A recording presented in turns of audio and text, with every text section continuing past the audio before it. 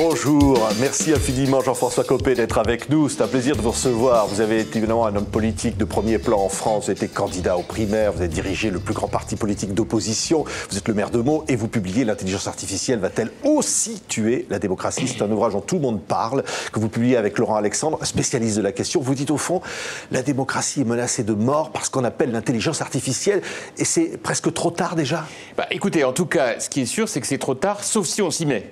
J'ai voulu écrire ce livre avec Laurent Alexandre, qui est un très grand scientifique, qui participe beaucoup de l'explication de la réalité de ce phénomène, qu'est l'intelligence artificielle, c'est-à-dire ces techniques qui permettent d'inventer des machines qui imitent l'intelligence humaine. Ou qui la remplacent. Voire qui la remplacent, exactement. Et donc on l'a dans nos smartphones, on l'a dans notre vie.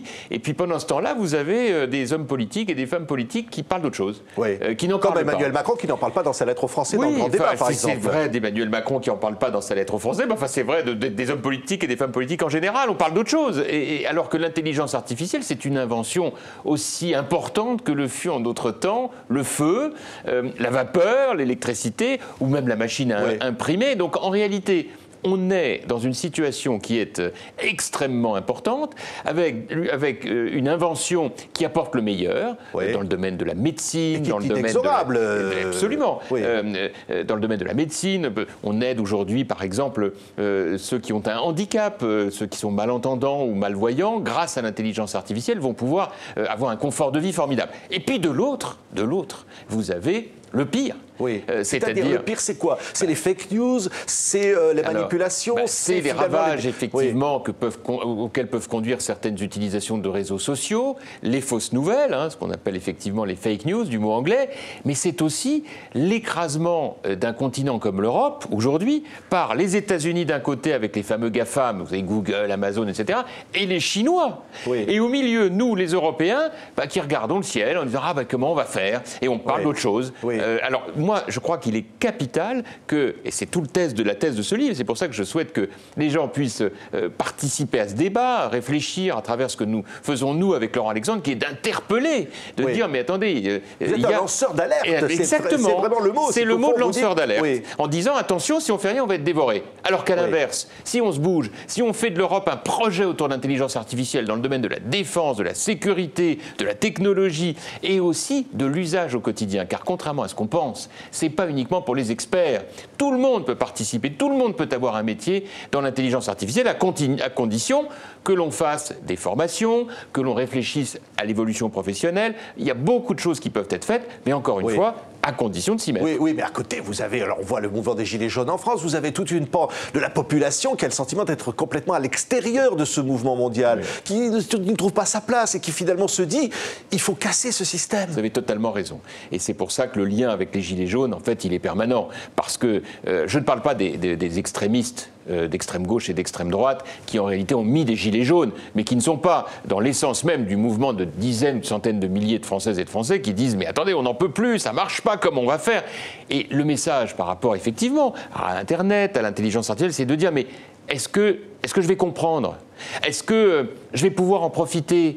Est-ce que je vais y arriver ? Est-ce que c'est pas trop tard ? Et mes enfants ? Vous voyez ce que je veux dire ? Et mon emploi. Donc, face à ces angoisses, en réalité, seuls des politiques peuvent apporter des réponses. En proposant un plan stratégique sur les 10 années qui viennent. Quand Kennedy, dans le début des années 60, a dit « on va emmener l'Amérique vers faire en sorte qu'il y ait un Américain qui aille sur la Lune, le programme Apollo, dans 10 ans. » Vous dites aujourd'hui, on veut faire un programme Apollo pour l'intelligence artificielle. Exactement. Comme la conquête spatiale. Exactement. Alors, nous, évidemment, on ne va pas faire le nouveau Google, c'est trop tard. En revanche, on a les opérateurs téléphoniques. C'est les tuyaux par lesquels passe l'information. Eh bien, c'est nous qui les avons. Sauf qu'on en a 105 en Europe. 105. Donc, il faut voir comment on peut les regrouper, comment faire des synergies. On peut se protéger avec ce qu'on appelle un cloud européen. Qu'est-ce que c'est un cloud ? Vous savez, aujourd'hui, pour ne pas perdre vos photos dans votre portable, qu'est-ce que vous faites ? Vous envoyez sur un cloud qui va chez les Américains à Palo Alto. Avec un Jean-Claude Juncker qui n'a même pas un smartphone sur lui, qui dirige l'Europe aujourd'hui. C'est pour ça que je pense qu'il faut changer de génération de ce point de vue. Ça ne veut pas dire être plus jeune ou moins jeune, ce n'est pas une question question d'âge, c'est une question de sensibilisation. Paradoxalement, c'est ce qu'on écrit dans notre livre, vous avez des gens qu'on appelle les seniors qui sont très très connectés. Alors qu'à côté de ça, vous en avez d'autres qui passent un peu à côté parce qu'il y a un effort à faire. Oui. Mais c'est aussi dans notre relation avec nos enfants. Oui, parce que c'est vrai que là aussi c'est important. Eux, ils sont dedans. Donc si on veut y être aussi, il faut s'y mettre. Oui. Est-ce que vous ne pensez pas, Jean-François Copé, que l'intelligence artificielle disqualifie aussi les hommes politiques dans la façon traditionnelle d'exister, finalement au profit d'une sorte de populisme alimenté sur les réseaux sociaux que l'on voit aujourd'hui, qui au fond une espèce de démocratie directe qui disqualifie... Vous savez, si j'étais un peu provocateur, encore que, je vous dirais, aujourd'hui, pour faire une loi, il faut aller 18 mois. Pour un tweet, il faut 18 secondes. Comment voulez-vous que le match soit égal? En fait, il est asymétrique. Donc les populistes gagnent. C'est-à-dire qu'aujourd'hui, on oblige des responsables politiques qui sont hommes et femmes de gouvernement, qui savent que pour prendre une décision, il faut la mûrir, il faut l'argumenter, etc. Et on les confronte à des populistes qui disent « Ah, tout ça, c'est n'importe quoi, on va renverser la table, on va tout casser ».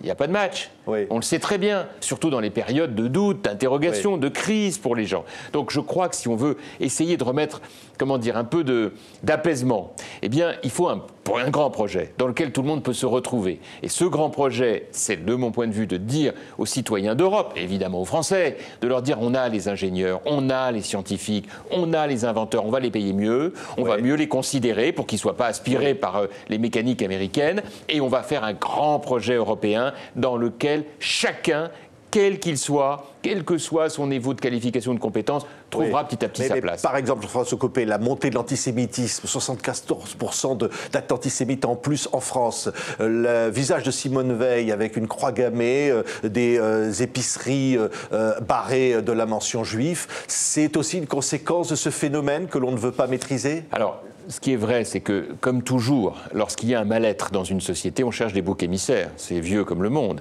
Et de ce point de vue, malheureusement, l'antisémitisme est un des boucs émissaires. Les Juifs sont un des boucs émissaires les plus systématiques. Il y en a d'autres, malheureusement. Mais ce que, surtout, je vois derrière ça, c'est qu'il faut une réponse. Et qu'il faut une réponse politique extrêmement forte. Moi, je voudrais qu'on ait un président de la République qui considère cette affaire comme une affaire majeure.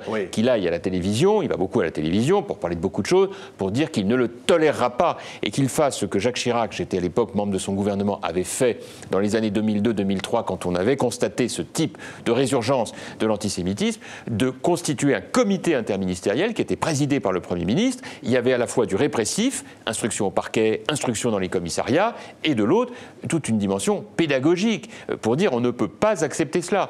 Et ainsi, petit à petit, on a cantonné les choses. Or, aujourd'hui, on voit bien que la parole est banalisée dans des proportions folles, qu'on raconte n'importe quoi, et qu'il n'y a pas de réponse. C'est ça qui n'est pas possible. Oui, mais on a vu des édifices nationaux bafoués, des ministères forcés. Mais moi, j'ai beaucoup regretté qu'il n'y ait pas une plus grande dramatisation de cet événement insupportable qu'a été l'attroupement à l'Arc de Triomphe devant la tombe du soldat inconnu, un mois seulement après l'évocation du 11 novembre 1918. Je suis maire de Meaux, vous savez, j'ai fait construire à Meaux un musée de la Grande Guerre qui est le plus important d'Europe, où on évoque les tragédies de la Première Guerre mondiale et même de la Seconde, où on parle de cette Europe en guerre du XXe siècle. On n'a pas le droit de bafouer cela. C'est un travail énorme qu'il nous faut faire dans tous ces domaines. Et moi, je souhaite qu'on fasse le lien avec ce débat sur l'intelligence artificielle qui est à soi tout seul l'incarnation du XXIe siècle et qui va avoir des conséquences énormes dont il faut parler. C'est tout le sens de ce livre. Merci beaucoup Jean-François Copé. L'intelligence artificielle va-t-elle aussi tuer la démocratie? Écrit donc avec Laurent Alexandre et publié chez Lattès.